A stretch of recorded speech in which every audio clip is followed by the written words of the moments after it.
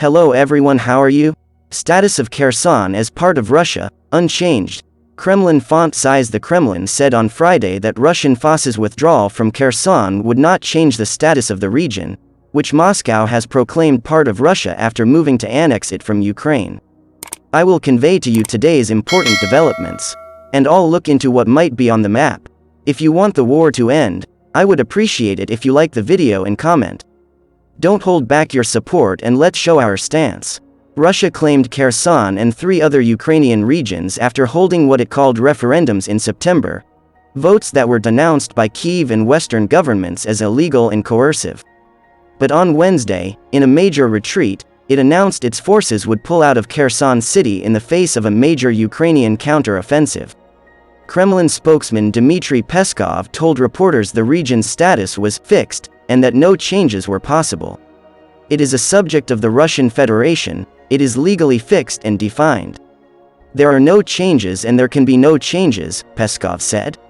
He said Moscow did not regret announcing the annexation of Kherson and the other 3 regions in a triumphant ceremony in Moscow on September 30th.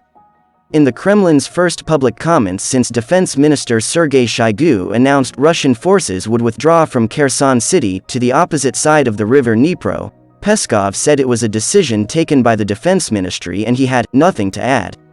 Russia says it has completed Kherson withdrawal. Ukrainian forces advance as Russia says it completed retreat from key southern city. Moscow's defense ministry said early Friday that its troops and equipment had been withdrawn from the western bank of the Dnieper River, finalizing a humiliating pullout from Kherson. Ukraine's armed forces swept through southern villages and towns on a march to retake the key city of Kherson Friday as Russia said its military had completed a humiliating retreat from the area. Moscow's defense ministry said in a statement reported by state news agencies early Friday that its troops and equipment had been withdrawn from the western bank of the Dnieper River by 5 a.m. local time, 9 p.m. Eastern Time, finalizing a pullout that marks the latest setback for Russian President Vladimir Putin's war. Ukrainian military officials said that another 12 settlements had been liberated throughout the strategically important southern regions surrounding Kherson since the Russian retreat was announced Wednesday.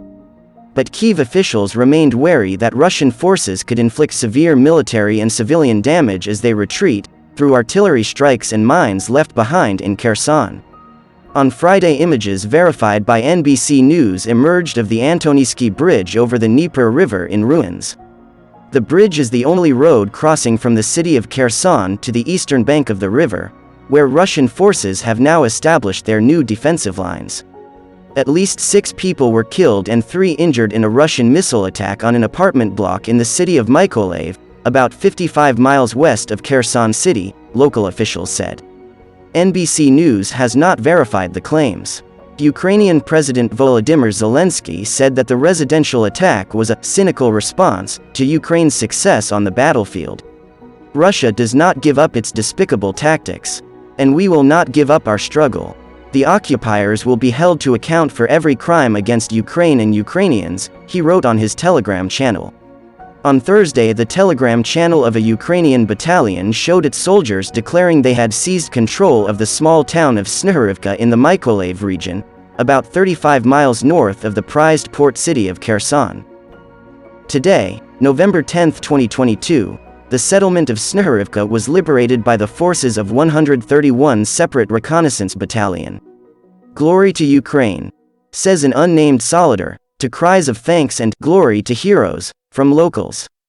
The Institute for the Study of War, a Washington-based think tank, estimated that Ukrainian forces progressed 4.3 miles in some areas of Kherson Oblast, meaning county or region, on Thursday alone.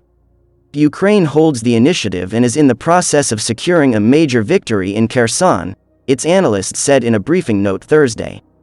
The major Ukrainian victory underway in Kherson Oblast will not be Ukraine's last. The note pointed out that the wet, muddy weather that so badly affected Russian supply lines at the start of the war in February had returned, adding that Ukraine's harsh frozen winter could again hamper the Kremlin's goals. Russian threats to blow up Kakhovka Dam are crazy, and nuclear strike, impractical, says Reznikov. Ukrainian Defense Minister Oleksiy Reznikov called Russian threats to blow up the Kakhovka hydroelectric power plant a crazy idea, as they retreat from Kherson Oblast, the Reuters news agency wrote on November 10. Reznikov said that such a move would flood areas controlled by Moscow and also cut off their access to fresh water, via a canal from the Dnipro River to occupied Crimea. If you check the landscape in this district, you will find that the western bank is higher terrain and the east bank is lower terrain, he said. This means the water will flow east of this bank and they will create risks for their troops.